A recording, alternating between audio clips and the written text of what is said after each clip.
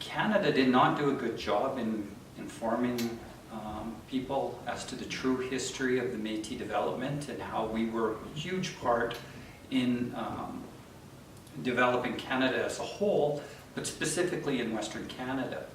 And now at this point, there's been so many generations of people who have not identified their true heritage, whether that be out of self-preservation, and that meaning back in the day, you could be severely punished to be a Métis person.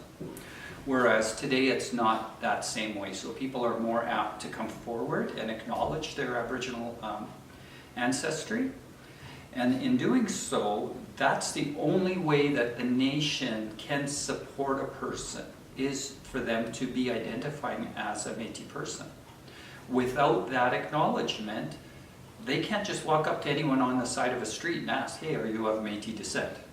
So you have to meet the criteria to fulfill the membership, which is, of course, self-identifying as a Métis person, having the genetic and historical connection to the original Métis community of the Red River settlement, and then be accepted into your current community.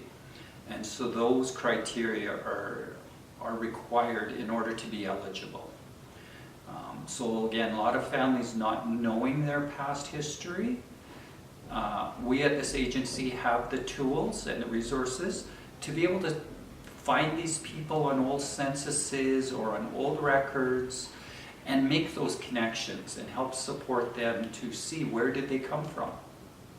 And in doing that, we find so much pride, people coming out, and now that they know who they are, now who they know where they came from, in terms of, there's a very prominent Métis people who are part of developing this country.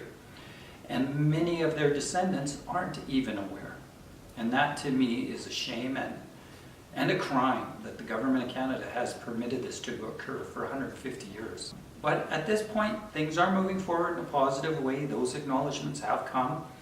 They are not even quite a year old. Last year, Harry Daniels' decision was one that solidified us as rights-bearing Aboriginal people all the way back to 1867.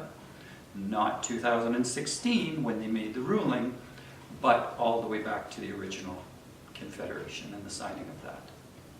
My name is Darcy McRae. My role is family support worker as well as an acting supervisor.